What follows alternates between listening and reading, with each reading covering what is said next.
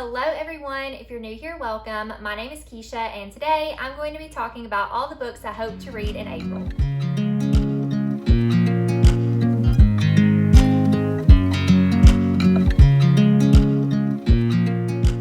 I have been in such the mood reader mood lately that I don't even know if I'm going to stick to this TBR. So just in advance, let me go ahead and let you guys know that I may or may not read all of these books, but I don't want you to be disappointed. So just know that I am very much leaning into my mood reader. I'm reading a lot of new things as well. So I hope to get to all of these. I feel in the mood for all of these, but you just never know. So make sure to stay tuned for my end of the month wrap up to see how many, if any of these, I actually do read. I have a couple of readathons I will be participating in this month, and then I also want to continue on in some series that I'm reading. So without further ado, let's just go ahead and get started. First, I want to talk about the series that I will be continuing. So I'm hoping to be ready for this next book come April. I'm currently in the middle of the ACOTAR series by Sarah J. Maas, and I'm hoping that I will be able to read A Court of Frost and Starlight before the previous month ends, because I am filming this a little bit early.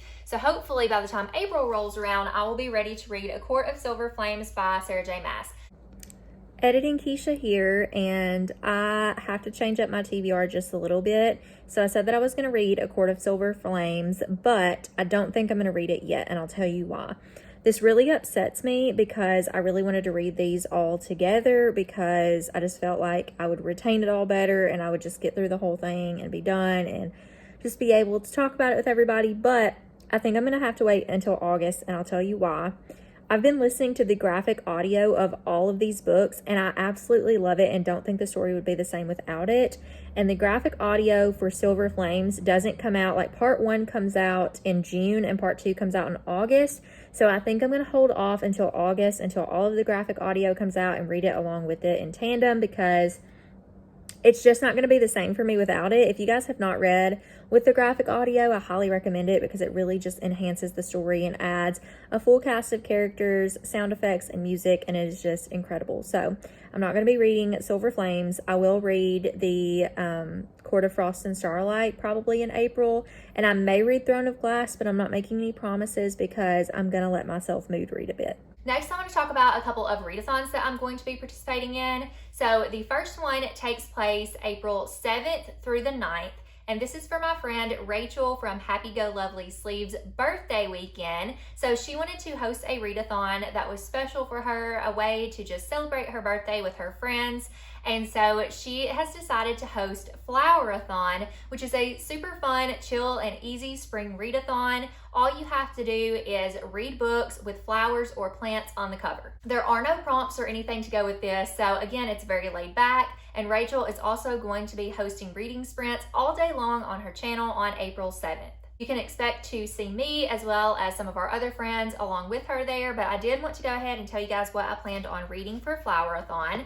The first book is a buddy read with my friend Yvette from Live Race Adores. I'm not sure if I'm pronouncing that correctly, but I will leave her Instagram linked down below. She is a super sweet friend of mine. If you don't follow her, you definitely should. But she actually gifted me this book, and I was like, have you read this yet? And she was like, no. And I was like, okay, well, we should totally buddy read it. So we had planned to buddy read it in April, and April rolled around, and now Flowerathon is happening, and I was like, this would be absolutely perfect because there are flowers on the cover of Shady Hollow by Juneau Black. This is a cozy murder mystery novel that takes place in Shady Hollow, which is this community of woodland creatures. I really don't know much more about it than that, except that it follows our main character, who is a fox named Vera Vixen, and she is going to be our sleuth in this story and unraveling this murder mystery. The next book that I want to read for Flowerathon is a graphic novel called Paws, Gabby Gets It Together. And this one, if you look really closely, I was really trying to find a graphic novel with flowers that I owned. This does have little daisies or flowers at the bottom, as well as just having plants on the cover in general. So this counts.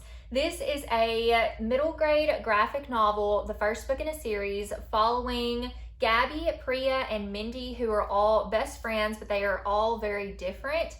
None of them can have their own pets. So they decide, in order to make some furry friends, they are going to start this dog walking business. And the biggest appeal of this for me is that there is a dachshund on the cover. You guys know that Jovi is my dachshund, and I had to pick this one up when I saw that this little story had a doxie as well. And I just think it sounds like a really sweet story. I think these friends are probably going to get into a little bit of mischief with their dog walking business and overcome some obstacles along the way. I think this will be a really cute series to start, so hopefully I enjoy it. And the last book that I plan to pick up for Flowerathon is The Humming Room by Ellen Potter. This is a reimagining or a story inspired by Frances Hodgson Burnett's The Secret Garden, which I absolutely love. I haven't really heard a lot about this one, but it sounds very intriguing. It says that hiding is Rue Fanshaw's special skill. Living in a frighteningly unstable family, she often needs to disappear at a moment's notice. When her parents are murdered, it's her special hiding place under the trailer that saves her life. As it turns out, Rue, much to her surprise, has a wealthy, if eccentric uncle who has agreed to take her into his home on Cough Rock Island. Once a tuberculosis sanitarium for children of the rich, this strange house is teeming with ghost stories and secrets. Rue doesn't believe in ghosts or fairy tales, but what are those eerie noises she keeps hearing? And who is that strange wild boy who lives on the river? People are lying to her, and Rue becomes determined to find the truth. Despite the best efforts of her uncle's assistants, Rue discovers the house's hidden room, a garden with a tragic secret. A secret that must never be known. Again, this sounds very intriguing. I love that it is inspired by The Secret Garden. I have found some reimaginings of The Secret Garden that I've really loved and some that I haven't loved so much, but I'm hoping that this is one that will be a hit for me. Moving on to the next readathon that I will be participating in, it is actually going to be part of a Patreon that I joined recently. If you don't already know, Olivia from Liv's Library is one of my best friends here on YouTube, and she is one of the sweetest people here on the internet. I assume you probably already know her, but if you don't, I will go ahead and leave her link down below. She just started a Patreon last month, and I'm so incredibly proud of her and all of the hard work that she has put into it. She deserves all the love for this and all the support because she puts so much work into her videos and all of her content. But this readathon will be taking place within her Patreon, and this is called Spring Fling Readathon, and it will be taking place from April 15th through the 16th. There are 3 prompts for this readathon, or you can use a bingo board, but I'm gonna go the route of using the prompts. So the first prompt is to read a book with flowers or plants on the cover. This was a very last minute decision, but I'm very intrigued to read this book, so I'm gonna count this one. It is The Couple at Number 9 by Claire Douglas, and there is some shrubbery and trees on the cover, so that will count as plants. And this book does start out in April of 2018 during springtime, so I think that that can count. This is a thriller that I have seen around a little bit but haven't heard a ton about, but the synopsis of this one, y'all, I cannot. It is so intriguing. So I'm gonna go ahead and read this to you just in case you haven't heard of this one before, but when I read this synopsis, it just gets me excited all over again about picking this book up. It says, The Victims. When pregnant Saffron Cutler moves into Nine Skeleton Place with her boyfriend Tom and sets about with renovations, the last thing she expects is builders uncovering human remains. The remains of 2 bodies, in fact. The investigation. Forensics indicates the bodies have been buried for at least 30 years. Saffy has nothing to worry about until the police launch a murder inquiry and ask to speak to the cottage's former owner, her grandmother, Rose. The witness. Rose is in a nursing home, and her advancing Alzheimer's is making her increasingly confused. She can't help the police, but it's clear she remembers something.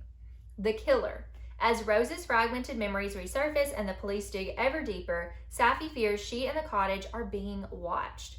The truth. What happened 30 years ago? Why did no one miss the victims? What part did her grandmother play? And is Saffy now in danger? Does that not just sound like the most incredible thriller you have ever heard of?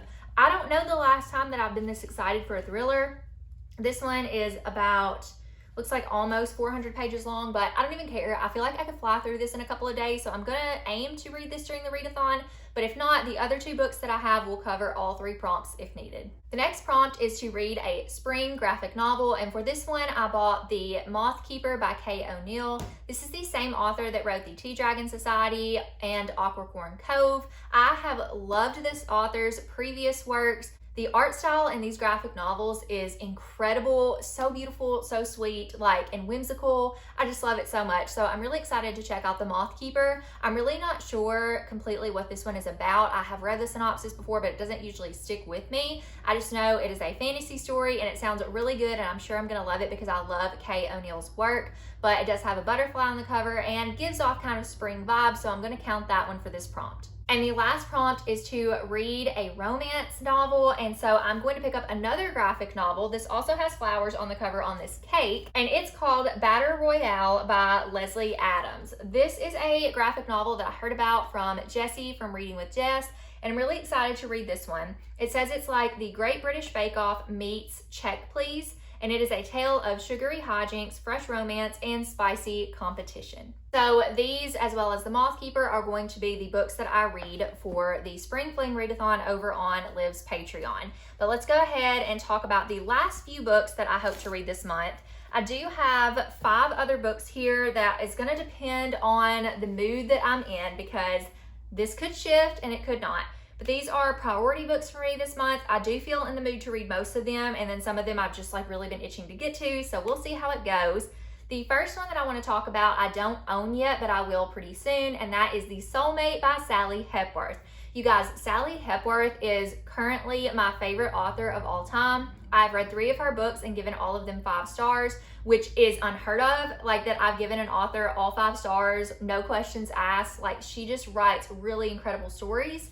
A lot of her books are pitched as thrillers, and I've heard that The Soulmate is actually more thrillery than her other books, but just keep in mind, if you do delve into Sally Hepworth's writing, that her books are typically more family drama and suspense and domestic. But The Soulmate sounds really interesting. It's about this couple who live on this cliff where a lot of people are known to come to die or commit suicide, so trigger warning for that. I'm not sure how heavy that goes into this in this book, but hopefully I will be able to tell you once I read it.